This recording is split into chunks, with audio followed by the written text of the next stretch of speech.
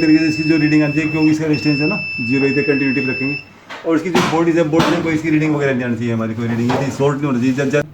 और इसमें एक डायोड है, डायोड इसकी जो बॉडी से शॉर्ट है, मतलब इसका एक एनोड और कैथोड, कैथोड बॉडी से चेस्ट से ग्राउंड कर देते हैं। स्विंग मोटर हो गई, तीनों को इससे चला जाता है हमारा। और बाकी ये वाला एक स्विच होता है, इसमें माइक्रो स्विच होता है हमारा।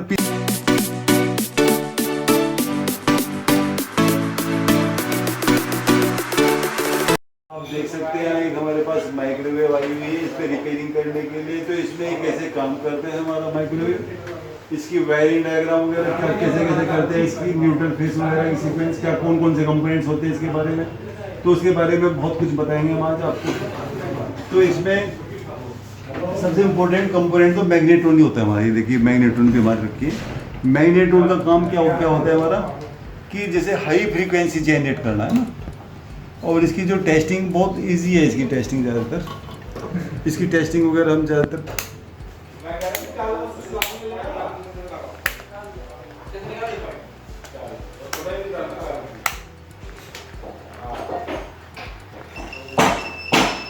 जैसे इसके जो मैग्नेट्रॉन की टेस्टिंग करते हैं, तो जैसे फिलामेंट है, तो फिलामेंट की 0 एक तरीके से इसकी जो रीडिंग आती है, क्योंकि इसका रेजिस्टेंस है ना 0 इधर कंटिन्यूटी पे रखेंगे।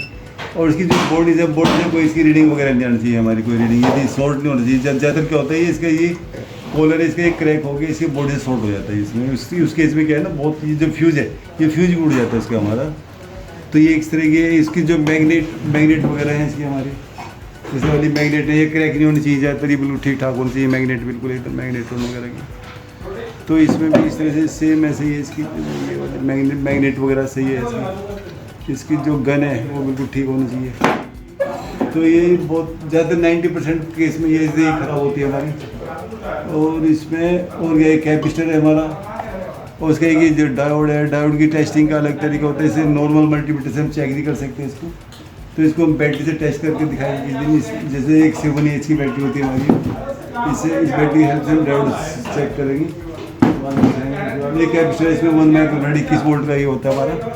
और एक इसमें जो ट्रांसफॉर्मर है, ये मेन ट्रांसफॉर्मर है इसका हमारा। तो ये ट्रांसफॉर्मर में क्या होता है कि इसमें एक प्राइमरी है और 2 इसमें सेकेंडरी है। एक 5 वोल्ट की, देखिए मैंने इसमें वायरिंग डायग्राम में सही डायग्राम बना रखा। 5 वोल्ट AC की टेपिंग होती है इसमें, और एक 1500 से लेके 2000 वोल्ट AC की 2 टेपिंग होती है इसमें। तो इसमें कैसे कैसे वायरिंग कर रखी, इसमें इन्होंने एक फ्यूज़ लगा रखा है, ये वाला फ्यूज़ है, देखिए वाला फ्यूज़। और फ्यूज़ के बाद एक कैपेसिटर लगा रहा है 1 माइक्रोफैराड, ये कैपेसिटर का सिंबल बना दिया हमने। और इसमें एक डायोड है, डायोड इसकी जो बॉडी से शॉर्ट है, मतलब इसका एक एनोड और कैथोड, कैथोड बॉडी से चेस्ट से ग्राउंड कर देते हैं। और कैपेसिटर और डायोड के बीच में से एक जंपर लेके इसकी मैग्नेट्रॉन पे चली जाती है। इसकी जो 5 वोल्ट की डायरेक्ट चली जाती है वाइंडिंग हमारी मैग्नेट्रॉन पे। तो इसमें कैपेसिटर और जो डायोड, ये कैपेसिटर और डायोड, इनका काम क्या है, वोल्टेज डबलर। जो ट्रांसफॉर्मर से 2000 वोल्ट AC बनती है ना, तो इसकी जो मैग्नेट्रॉन के एक्रॉस 4000 वोल्ट, मतलब डबल वोल्टेज बन जाती है हमारी। तो कैपेसिटर और डायोड का रोल यही है इसमें हमारा। और इसकी जो सेकेंडरी है, जो हाई वोल्ट की जो सेकंड होती है, मतलब 1500 से लेकर 2000 वोल्ट AC की, उसका जो एक टर्मिनल है वाइंडिंग का, वो ग्राउंड हो जाता है चेसिस से। और केवल इसमें एक ही टर्मिनल दिखाई देगा आपको, ये वाला ना, इसी जो इसके फ्यूज निकलता है इसमें। तो इसमें देखिए आप, इसकी प्राइमरी के ये दो टर्मिनल्स हैं हमारे। और 5 वोल्ट की टेपिंग के लिए एक ये वाला टर्मिनल हो गया, और एक वायर ये वाला हो गया हमारा, ये वाला दिस वन, ये रेड वाला। तो ये 5 वोल्ट की टेपिंग के हैं, और ये हाई वोल्ट की टेपिंग का है। तो एक इसकी बॉडी से शॉर्ट है, तो इसमें ये हमारा ये हो गया। और इसकी जो वायरिंग मेन है, जो माइक्रो स्विच वगैरह की वायरिंग वगैरह कैसे कैसे करते हैं, इसमें देर आर 3 माइक्रो स्विच, एक माइक्रो स्विच ये है, एक माइक्रो स्विच उधर है, एक ये 3 माइक्रो स्विच है इसके अंदर। किसी भी ज़्यादातर माइक्रो में 3 माइक्रो स्विच होते हैं इसमें। और कुछ PCB में रिले हमारे 2, 1, 2 और एक ही छोटा रिले होता है इसमें। 3 रिले हैं इसके अंदर, एक छोटा ट्रांसफॉर्मर है ये वाला। तो चलो, ये तो PCB कंट्रोल करने, माइक्रो कंट्रोल वगैरह के लिए 5 वोल्ट की सप्लाई के लिए हम ट्रांसफॉर्मर बनाते हैं इसमें। और तो इसमें अभी देखिए इसकी जो वायरिंग वगैरह कैसे करते हैं हम, इसमें फेस एंड न्यूट्रल से जैसे OLP है, ये वाला दिस वन OLP, ये न्यूट्रल है। इससे होता हुआ ये न्यूट्रल कहाँ जाता है हमारा, तो सर्किट की हेल्प से मैंने बताने की कोशिश करी है इसमें। तो डायरेक्ट एक तो PCB भी चला जाता है न्यूट्रल हमारा, ये PCB बना रखी जो हमारी PCB न्यूट्रल, ये ब्लू कलर का एक न्यूट्रल दे रखा है इसमें, ये डायरेक्ट चला गया। एंड अनोदर वन जो हमारे 2 रिले हैं इसके अंदर, ये वाले रिले हैं, तो इनके जो पोल हैं वो दोनों शॉर्ट करके कॉमन एक न्यूट्रल यहाँ चला जाता है। क्योंकि जितनी भी बड़ी बड़ी कंपोनेंट्स हैं ना, इसमें ट्रांसफार्मर है, हीटिंग रोड है, जो ज़्यादा इलेक्ट्रिक जो कंज्यूम करते हैं इलेक्ट्रिसिटी पावर, तो उनको हम रिले से ऑपरेट करते हैं। तो उसमें जैसे मेन ट्रांसफार्मर, ये वाला ट्रांसफार्मर दिखा रखा हमने, ट्रांसफार्मर है, हीटिंग रोड है, तो इसमें एक रिले से हीटिंग रोड पे चला गया और एक दूसरी उससे ये वाला हमारा रिले से ट्रांसफार्मर पे चला जाता है हमारा। और बाकी जो ये हमारा फ़ैन हो गया हमारा, एक इसके अंदर स्विंग मोटर होती है, इसके नीचे होती है अंदर, और एक बल्ब है, ये एक छोटे रिले से ऑपरेट करते हैं। ये छोटे वाला रिले, इधर ये छोटे वाला रिले देखिए आप इसमें, तो ये तीनों चीज़ जैसे ऑपरेट करा देंगे। तो इसमें ये देखिए bulb, fan and swing motor, ये जो ये ब्लू वाला, ये एक हमारा न्यूट्रल कॉमन न्यूट्रल है। ये वाला ये कहाँ से आया, हमारी जो पीसीबी, एक छोटी पीसीबी करके इससे जो न्यूट्रल निकला हुआ है, ये वाला ब्लैक, ये 2 न्यूट्रल गए हुए हैं हमारे। ये अलग अलग कहाँ गए हमारे, बल्ब हो गया, फैन हो गया और स्विंग मोटर हो गई, तीनों को इससे चला जाता है हमारा। और बाकी ये वाला एक स्विच होता है, इसमें माइक्रो स्विच होता है हमारा, पीसीबी के लिए होता है। ये वाला स्विच होता है, इसकी जो 2 वायर है ये डायरेक्ट पीसीबी पे आए हुए, ये वाले दुश्मन, ये ग्रीन और ब्लू वाले ना, ये माइक्रो स्विच से आए हुए हैं दोनों। तो ये एज ए कि पीसीबी स्विच है, जैसे मतलब स्विच को इसे हम और इसे डोर को मतलब लॉक करते हैं, तो ये स्विच तीनों ऑपरेट हो जाते हैं एक साथ ही। तो ये यहाँ पे ये स्विच एज ए स्विच मतलब शॉर्ट हो जाएगा, तो पीसीबी हमारी एक्टिवेट हो जाती है।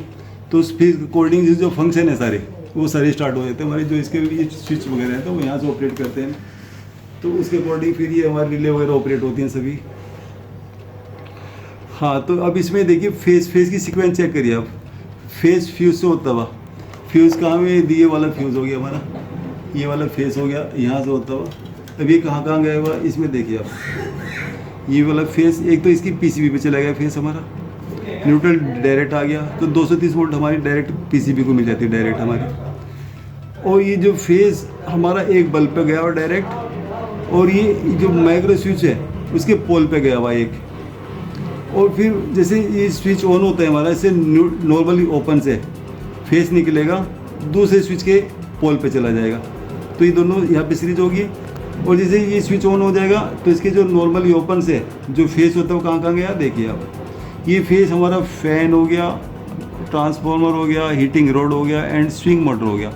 ये जितने भी कंपोनेंट्स हैं सभी को हमारा एक साथ पैरेलल फेस हम दे देंगे इससे। और इसमें और बाकी एक ये स्विच हो गया हमारा, ये वाला हो गया, ये हो गया। और इसमें देखिए एक ये जो ये वाला है, अब ये न्यूट्रल, यहाँ पे एक सेफ्टी स्विच बोलते हैं, सेफ्टी जो एक माइक्रो जो जिसमें तीनों स्विच होते हैं हमारे, पोल, नॉर्मली ओपन, नॉर्मली क्लोज। तो नॉर्मली क्लोज पे भी एक न्यूट्रल आता है हमारा, एक साइड में पोल पे फेस होता है और इस पर न्यूट्रल होता है। कमाल की बात है, देखिए मैंने एक फेस और न्यूट्रल दोनों एक ही स्विच पे होते हैं, जबकि ये नॉर्मल कंडीशन में दोनों शॉर्ट होते हैं। पर ये जनरली क्यों लगाते हैं, एक पे फेस होता है एक पे न्यूट्रल, तो ये सेफ्टी के लिए बाई द स्विच वगैरह शॉर्ट हो जाता है जनरली, तो उसकी सीरीज में होता है हमारा फ्यूज उड़ जाएगा, तो इसलिए हम सेफ्टी स्विच बोलते हैं इसमें। जब बहुत बार ये प्रॉब्लम आती है ज़्यादातर किसी माइक्रो स्विच में, अभी हमने एक रिपेयर करी तो इसमें भी ये प्रॉब्लम थी, शॉर्ट था, ये फ्यूज उड़ रहा था उसका बार बार, तो इसे ये चेंज कर दिया, एकदम सही हो गया था हमारा। तो इसमें देखिए ये जो एक रिले है हमारा, इसका जो ये पोल से जो ये न्यूट्रल है, ये नॉर्मली ओपन से शॉर्ट हुआ, कहाँ गया, ट्रांसफार्मर पे गया, और ये यही चला गया हमारे इसके नॉर्मली क्लोज, जो माइक्रो स्विच के नॉर्मली क्लोज पे चला जाता है ये वाला तार।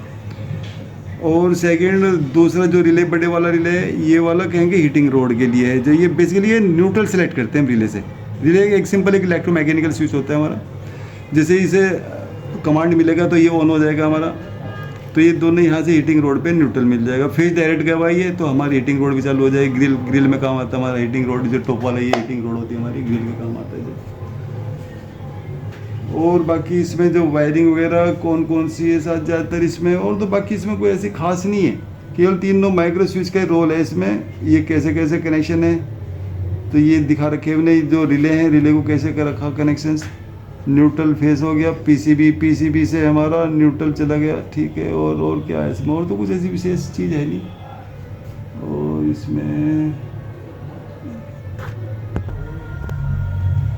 हाँ, तो इसमें आज के वीडियो में हमने क्या जाना कि जैसे ये पूरा सिस्टम हमारा कैसे काम करता है, कैसे हाई फ्रीक्वेंसी जनरेट होती है हमारी। जो मेन ट्रांसफॉर्मर है इसमें मैग्नेट्रॉन है, फ्यूज़ है, कैपेसिटर्स है, डायोड है, इनको कैसे कैसे असेंबल किया गया, इनका सर्किट डायग्राम यदि बाय द वे किसी ने डिस्कनेक्ट कर दिया कैसे याद रखोगे आप। तो सर्किट डायग्राम की हेल्प से सिखाते हैं हम आप सभी बच्चों को यहाँ पे। तो सर्किट कैसे कैसे कनेक्शन करते हैं, कैसे उसे प्रॉपर साइंटिफिक वे में कैसे वोल्टेज कैसे डबल करते हैं, वो सब चीज़ें बताएंगे आप लोगों को। और इसमें इसकी जो वायरिंग है, कोई सी भी माइक्रोवेव ले लो आप, उसकी सारी माइक्रोवेव उसकी वायरिंग वगैरह उधेड़ दो, कोई दिक्कत नहीं है, आप अपने हिसाब से कर सकते हैं। आपके सर्किट डायग्राम में उसका बेसिक आइडिया आपको पता कैसे वायरिंग करते हैं इसमें, न्यूट्रल फेज की प्रॉपर सीक्वेंस कैसे कैसे करते हैं इसमें। तो यदि आप यहाँ पे आप ABC इंस्टीट्यूट ज्वाइन कर सकते हैं, आपको पूरी माइक्रोवेव की पूरी नॉलेज जानकारी दी जाएगी, आपको वायरिंग डायग्राम, उसकी PCB वगैरह की पूरी, कोई सी भी माइक्रोवेव जाओ आप उसकी रिपेयरिंग के लिए कोई प्रॉब्लम नहीं है। यहाँ पे प्रैक्टिकल सिखाएंगे आपको विद स्कीमेटिक डायग्राम। आज की वीडियो में इतना ही काफ़ी है। Thanks for watching.